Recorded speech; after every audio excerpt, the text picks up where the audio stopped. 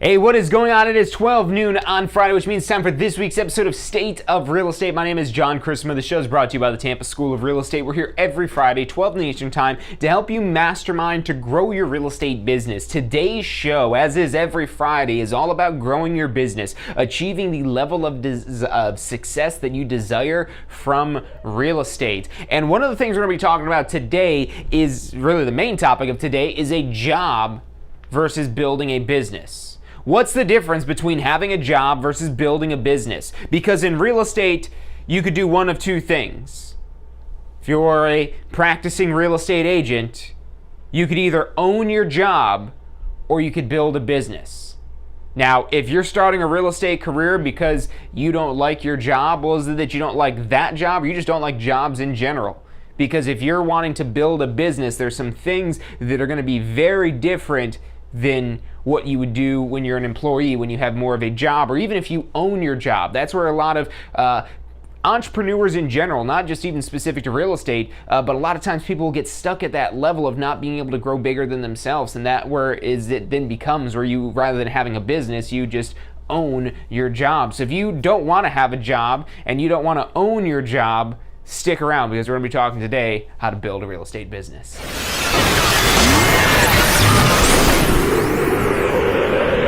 You are watching State of Real Estate. Every Friday at 12 noon Eastern Time. Grow your real estate business. You're watching State of Real Estate.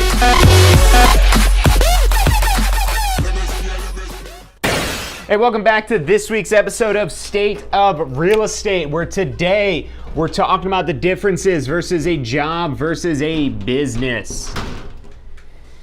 Because you could run your real estate business one of two ways. You could run it like it's your job, or you could run it like it's your business. Now, for those of you that are maybe new to running a business, that's okay. Most people starting in real estate are new to business. And even if they've ran businesses before, they're new to real estate business.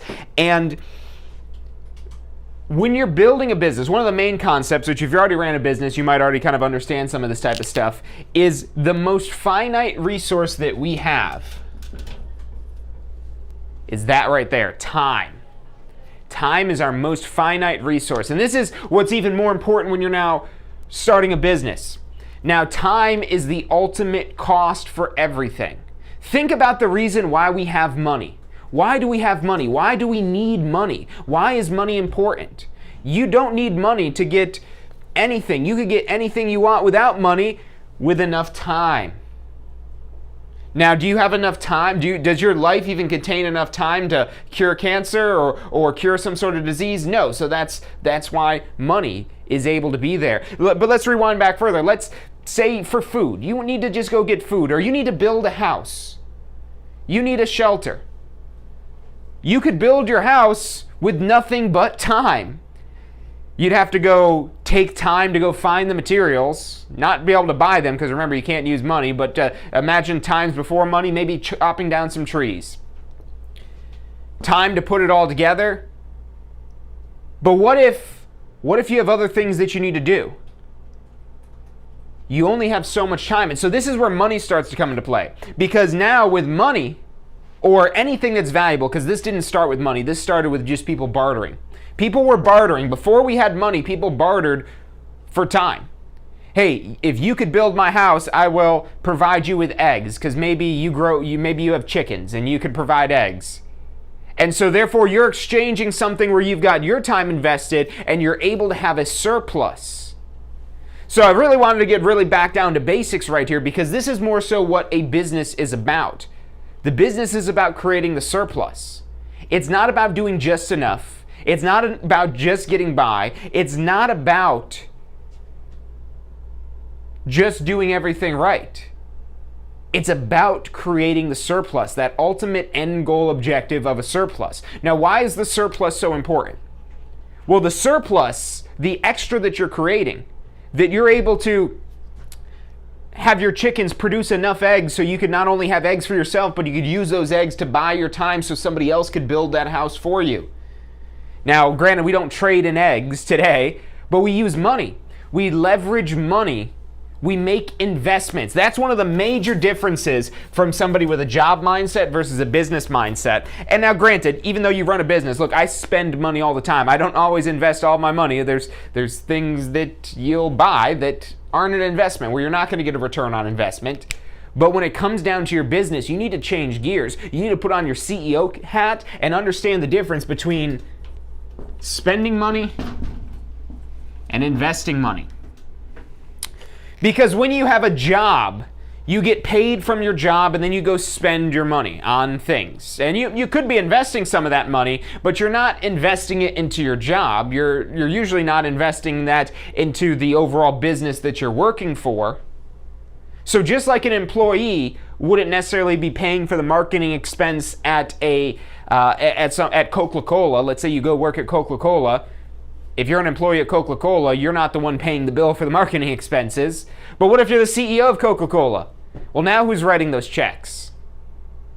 When you're running your business, you're going to have expenses, and the expenses that you want to have need to be about things that'll grow your business. Things that'll expand your business. And so that's one of the first things one of the paradigm shifts that you want to make to be able to be an effective business leader, not just own your job, but actually run a business that you could eventually grow bigger than yourself, is to understand this difference between the things that aren't going to return you money versus the things that will return you money.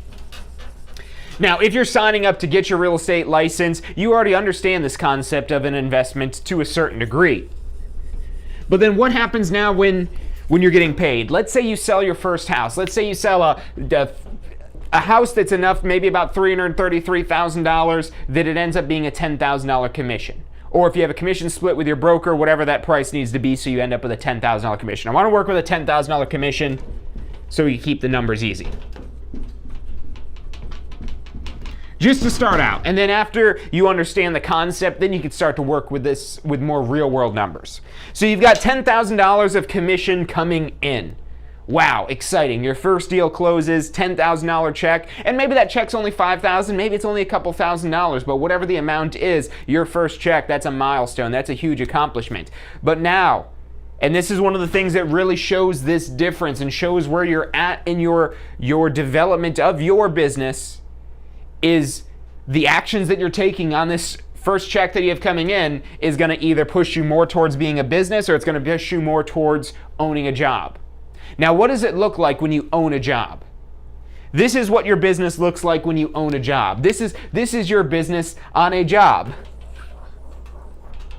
Now, why might it look like that if it's a job? Well, the job, the owning your job type of mentality means you're doing everything yourself. And doing everything yourself, look, you might be a perfectionist, and there might not be anybody who could do what you do better than you, but you can't be that good at absolutely everything. Trust me, I'm a person who thinks they're good at a lot of different things, but I still know that I'm not good at everything.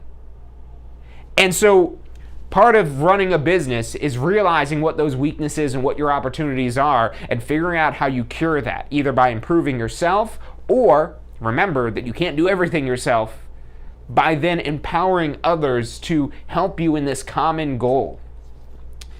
Because if you own your job, this is what happens. You get a deal, you have a good month, but then that month you're focused on working that deal and not finding your next business. So then the following month you have a dip because you have to go find new business. And then the next month you finally got that business drummed up again, so you've got closings, you got deals happening, but again you're focused on your clients, so the next month you go spiraling down. And if you don't establish, if you've seen our episodes before where we talked about a pipeline, you want to have an established pipeline of people lining up to do business with you. But in order to establish a pipeline, that is going to require you to think more like a business rather than thinking like a job. Because if you think what somebody does at a job, imagine you're working at Coca-Cola.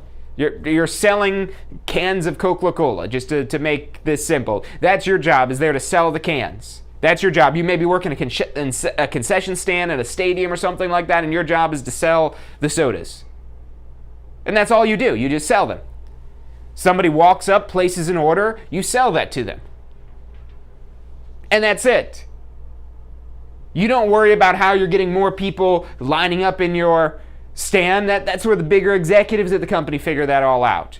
But hey, look, when you're starting your own business, when you're trying to build your own empire, you are the executives. So not only do you have to be the person selling the real estate, but you also have to be the person lining up your business.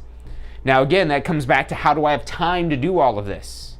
Well, that's where money comes in. Money, and money can afford you people, but also the more high-tech version of people that comes at a lower cost typically and can start out in smaller bits of automation, of what computers can do. I mean, people make these comparisons all the time of artificial intelligence to people, and we're nowhere near computers being advanced as people yet, but there's a lot of things computers can do that can streamline your business and make things go easier, from creating automated email follow-ups where maybe you've got a new client that reaches out to you. You want to have a whole welcome series that brings them on board. So maybe setting up some autoresponder emails that goes into this. Now that comes at some sort of cost. Usually that's a pretty low cost, but again, that's how you're starting to think more like a business. Now getting back to this $10,000 commission. So let's again say you've got a $10,000 commission check and you're like, okay, how do I spend it? Now, at some degree, you probably have expenses and bills to pay at home.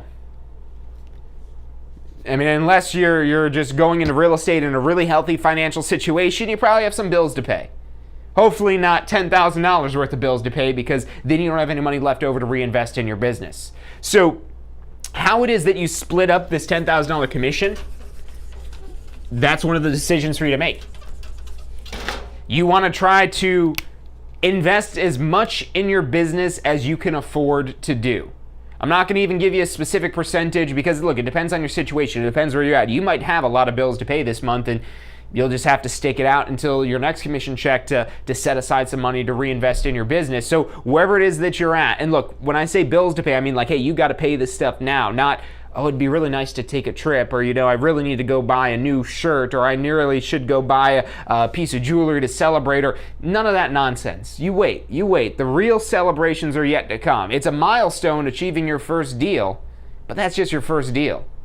No realtor is made famous off of one deal. It's always about how much volume they do, how much they do across a year, how much they do across their entire career, across 5 years, across 10 years. That's the things people tout about, not the one deal.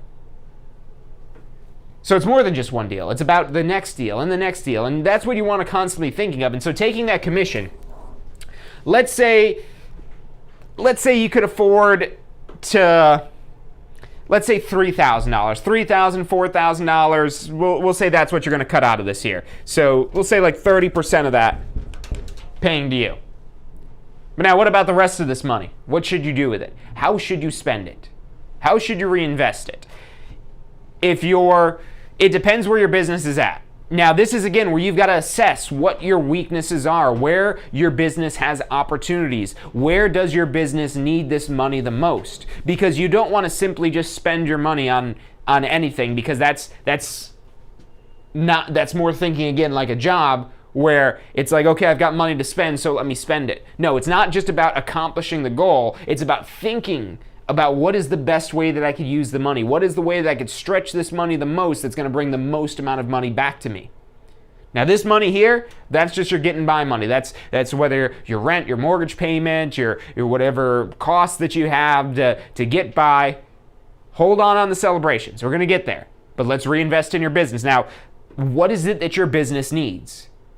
Do you feel like you have no idea what you're doing or how to build out a pipeline and how to grow this further? Well, maybe your business needs some more advanced training.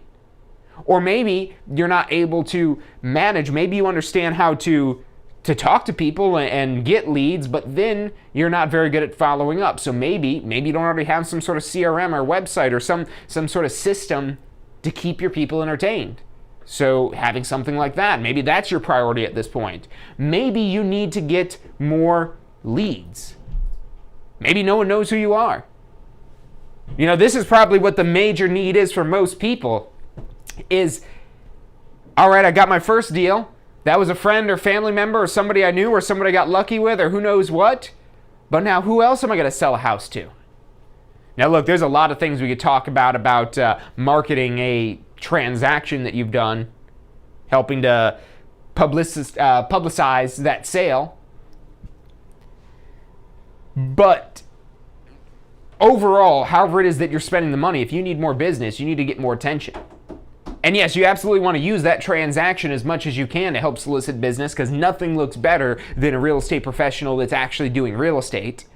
Doesn't matter how good your picture looks, if they just see a bunch of pretty faces and pretty pictures, but then they start looking and they're like, well, it doesn't look like they actually sell any real estate. I wonder if they even know what they're doing here. I mean, they look real good. And some people, they might be fooled by that, but a lot of people, they're going to want to look at reviews. They might want to see some sort of history, some sort of track record, or some sort of experience, or something like that. And you might have all of those things.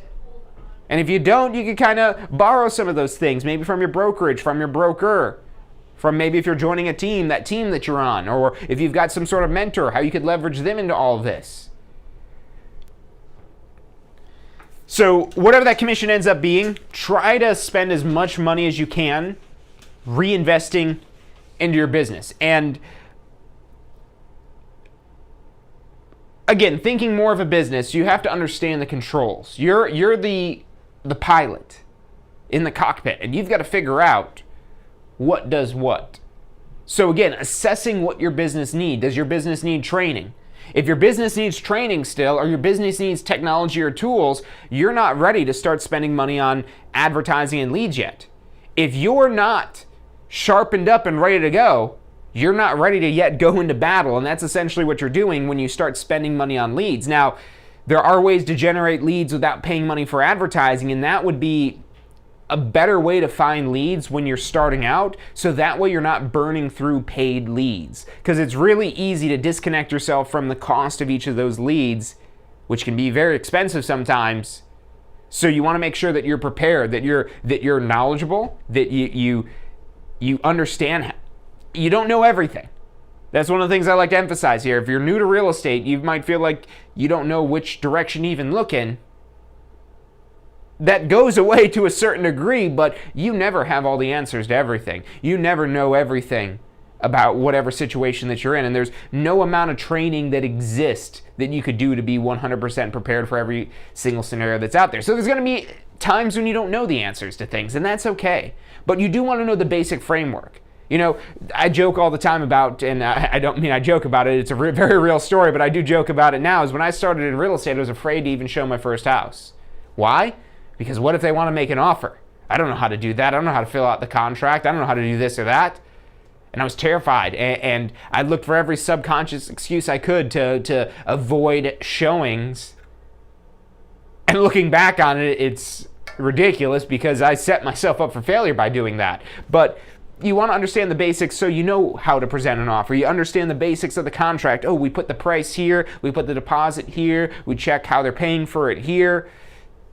It's not rocket science, and if you have somebody train you on this, if there's some sort of training class at your brokerage or anything like that, you figure this out very quickly.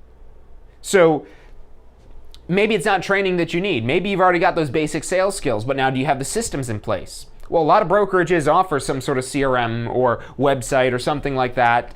And if your brokerage does not, then you'll absolutely want to have some sort of database to keep track of and managing your clients. Now, that is going to be an expense. That is going to be a cost, which is really great if it's your broker's got a good system that already works with it, or maybe the broker system that you have is pretty bad and you want to go invest in one of these third-party systems. Again, that's another expense.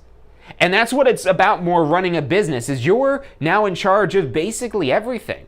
The money going in, the money going out, what systems you're using, what tools you might be using, how it is that you're operating this business. A lot bigger thinking than if you're just having a job.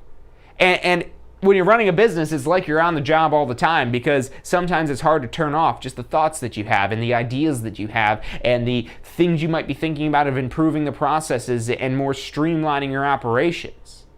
So look, we're going to take a quick commercial break, but stick with us. I'm John Chrismo. You're watching State of Real Estate.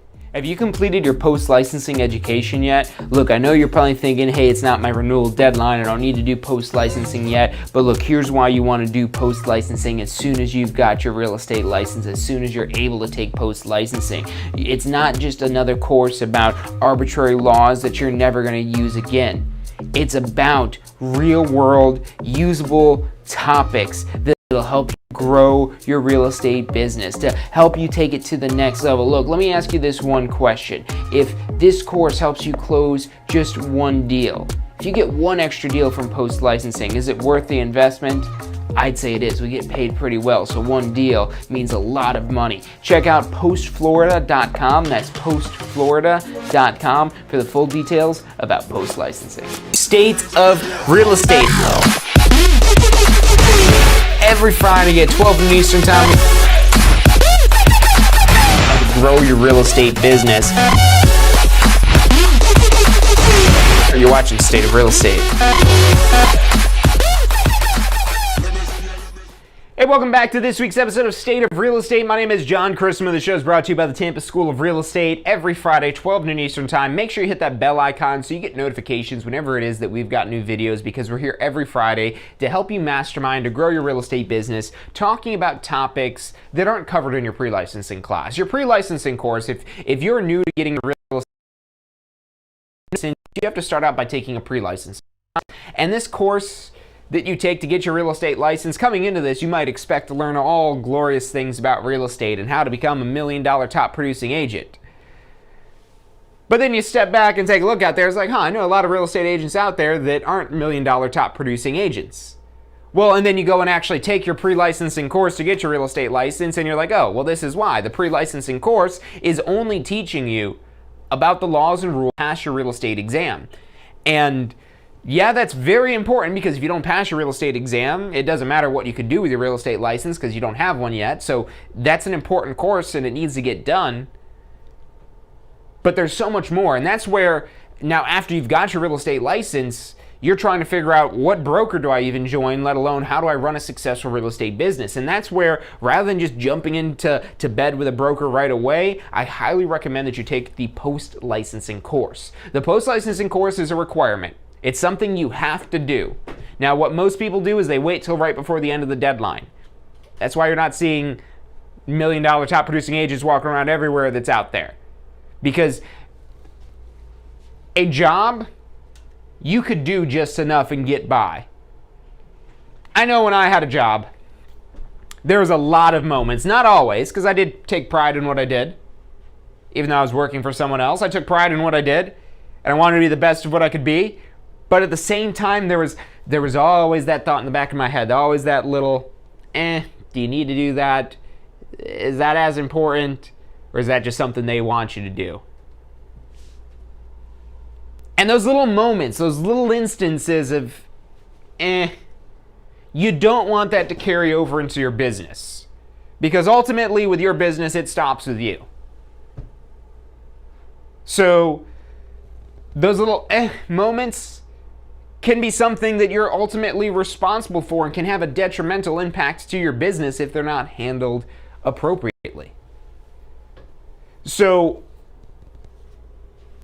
as you're building out your business, there'll be all kinds of things that pop up here and there that you could look the other way, or you could tackle it head on, knock it out right there, and rather than waiting till right before your deadline to take post-licensing, enrolling as soon as possible. Don't just say, everybody else is doing it before the deadline, so why not I just do it then? The problem with taking the course right before your deadline is there's a lot of time that goes by where you're missing out on a really valuable information. There's a lot of valuable information in the post-licensing course, because what you expect to learn about when you take your pre-licensing course is more so what's covered in your post-licensing course. Your pre-licensing talks about laws and rules. Post-licensing, yes, it does have laws and rules in it still. You never get away from the laws and rules. They are important to a certain degree. That's, of course, never break them. But there's a lot more you need to know beyond just the laws and rules. And that's, again, where the post-licensing course comes in to really shine. And what we recommend is you take this post-licensing course as soon as you're licensed. You won't get credit for it if you take it before you're officially licensed. So you do have to get licensed first. But as soon as you're licensed, you can enroll in a post-licensing course. And this post-licensing course, one of the first things that you're doing is business planning. You know, when you're an employee, you're told what to do for the most part. Even in the jobs where you have the most freedom, there's always some job description of, hey, these are the things that we need you to accomplish. And there's usually some pretty extensive processes of how that is to be done. And those are all designed to achieve the goals of the business. Now, your real estate business, no one is creating that business plan for you. Now, your broker will have a business plan, but for them and their brokerage. They might have some sort of template or something like that, or they might help you. That'd be great. But that isn't a requirement. That isn't something that you need to do. But it's something you absolutely should do. Just like you should take your post-licensing course as soon as you're licensed, you should also start to lay out a business plan. Start with just as easy as how much money you want to make. How much money do you want to have coming in? And make it real. Don't just say, $100,000 sounds good. Well, no. What does it really need to be? How much money do you need to make? And how much money do you want to make? And do the math. Figure out what your budget and what your bills are currently, and figure out what you need to cover your expenses. And then also figure out, these are the things that I desire, this is how much it's going to cost, so this is how much money I need to make. And now we could reverse engineer that process to figure out how many clients you need to talk to on a daily basis to get this many appointments, to get this many contracts, to get this many closings that result in this many commission checks that ultimately hits your income goals. That's where business planning is important, because especially when you get into the more nitty-gritty details of, okay, I need to have this many appointments. Now, how are you going to get appointments? How are you getting these leads? How are you walking through the process? This is the types of things that you start by planning this out in post-licensing, by building out a plan, but then you start to learn more the mechanics of practicing real estate. It's such an essential course and look, I get on the soapbox about this because when I got my real estate license, again, I think that's why I'm so passionate today about helping people start their real estate careers, because I almost lost it all when I was starting in real estate, just because it lost my entire career. I would not be standing here today if I did not keep pushing through this, because when I started in real estate, again, I was afraid to show houses. And that's because I didn't know what to do. That was my biggest mistake. My biggest mistake was I was so full of myself up here. I thought I knew it all. Well, secretly, I didn't even know how to write an offer. And I refused to take the steps necessary to train myself. And one of the things why I avoided post-licensing is no one told me it was going to be different than pre-licensing. Nobody had that discussion with me of, hey, yeah, you should take post-licensing. You should take post-licensing because you'll learn a thing or two about selling real estate. Oh, really? You don't say. I could use to learn a thing or two about selling real estate. So get your post-licensing course knocked out as soon as you can. And that alone should put you in a really good position to better understand everything that's going to be coming at you now that you're actually attempting to practice real estate. If you try to attempt to practice real estate before doing post-licensing, you're going to feel like you're running around like a chicken like your head cut off. That's how I felt. And I was focused on so many of the wrong things. It was a lot that delayed my start in real estate, which for a lot of people, if you have that type of delay, you probably would have stopped because you probably would have had to stop or couldn't. I started on real estate part-time, and that's a great way to start because that affords you a little bit more to be able to make some of these mistakes and still be able to turn it into something. So I started in real estate part-time, and that was another factor that caused that slow to start, but also because I didn't have more so because I didn't have the training. I didn't know what I was doing. The brokerage I was with did not have these systems, did not have these tools. The brokerage I had was a broker that had a nice office. I could probably say some other nice things, but things that helped my career, I felt like I was on my own. And so I was figuring out a lot of this stuff on my own, and I eventually made it work. The turning point for me was when I went and took a sales training class. My brokerage didn't have any training, so I went out and I sat through some seminar with some trainer. It was some little free seminar, and they had a sales pitch to sign up for their boot camp, their little master class, whatever it was called. So I paid like $1,200 or something like that to sign up for this class. I learned all kinds of things. I learned how to add the mechanics of actually selling real estate. But then my post-licensing deadline was coming up. And so I had to get my post-licensing done because I was going to lose my real estate license. And I just started to kind of figure out real estate and starting to make it work and starting to get busy, only now to, oh crap, I'm going to lose my license if I don't get this course done. So I was panicking and rushing to get my post-licensing course done. And then as I was taking the post-licensing course, I said, wait a minute. This is all the stuff I paid like $1,200 for in that sales training class. You mean I could have just took post-licensing and I would have learned a lot of the stuff that I learned in this same class? I probably wouldn't have been able to get a lot more out of that class had I taken post-licensing first, but it was all still so new to me that I was just learning the basic fundamentals. So why wait 2 years to learn the basic fundamentals? Your pre-licensing course is laws and rules. Your post-licensing is that training to help get you started. And look, if you've already done post-licensing, I don't know why you'd still be watching at this point, but maybe you really like me, you find me entertaining. So if you've already done post-licensing, what's that next level of training? What is that higher level that you can get to? Maybe there's always trainings and courses and things like that all around us. We live in a world of training and information. It's just a matter of picking out the right ones. And that all comes back to having a strong business plan of how you want to run your business so you know what pieces of the puzzle you need to put together. And you understand what pieces of the puzzle your broker already provides.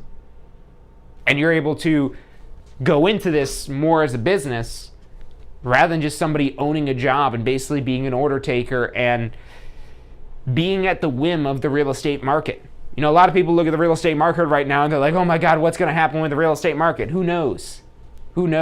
But regardless of what happens to the real estate market, you could be successful in any real estate market if you appropriately plan for it. When you plan for how you're making money, when you plan for what you need to do, you could start to maybe take trainings. If we could go back and look back in time at what happened in 2008 with the mortgage crisis, we don't really have any of those factors today, so completely different market then. But one of the things that for agents that survived through that whole market crash was they were able to adapt their business to serve the needs of clients during that time. Because now rather than just consumers buying 2 and 3 houses that they can't afford, now maybe it's investors and institutional investors that are buying these properties and trying to find the best deals, and people trying to house flippers and investors and things like that. So how do you change your business to change with whatever happens in the market, whatever those changes may be? And that depends on what's going on in real estate, in your market, with the types of clients it is that you serve. Everybody's business is going to be different. That's why there's so many people with real estate licenses that are out there. There's so many different, everyone needs real estate. Everyone needs a place to live, whether they're owning it or renting it. And if they're renting it, there's somebody else that owns it. So there's tons of opportunities in real estate. More opportunities than there are real estate agents out there, I can assure you that. But you have to be prepared and ready to seize that opportunity as soon as it becomes available. And that's what's more about running a business rather than just having a job. Having a job, you wait to be told what to do. Running a business, you're trying to figure out what those next steps are so you can take the best next steps and take your business to the highest levels it is that you desire.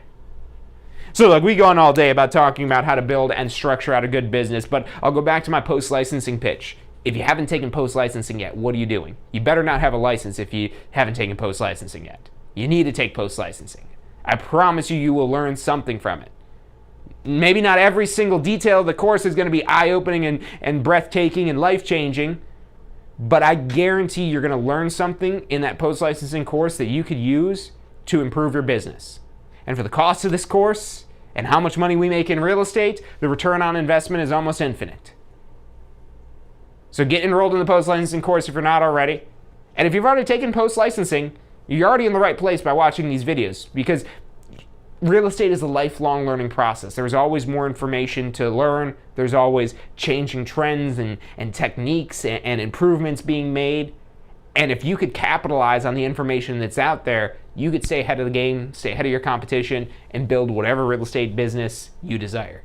So look, that's about all the time we've got for today. If you've got questions, call us 813-333-2676. Again, that's 813-333-2676. You can also check us out online at tampaschool.com. Again, that's tampaschool.com. That's about all the time we've got for today. Thank you guys for tuning in, and I'll see you next week.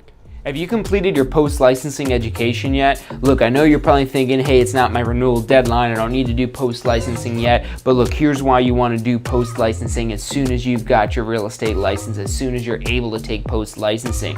It's not just another course about arbitrary laws that you're never going to use again. It's about real-world, usable topics that'll help you grow your real estate business, to help you take it to the next level. Look, let me ask you this one question. If this course helps you close just one deal, if you get one extra deal from post-licensing, is it worth the investment? I'd say it is. We get paid pretty well, so one deal means a lot of money. Check out postflorida.com. That's postflorida.com for the full details about post-licensing. State of real estate. Every Friday at 12 noon Eastern Time. Grow your real estate business.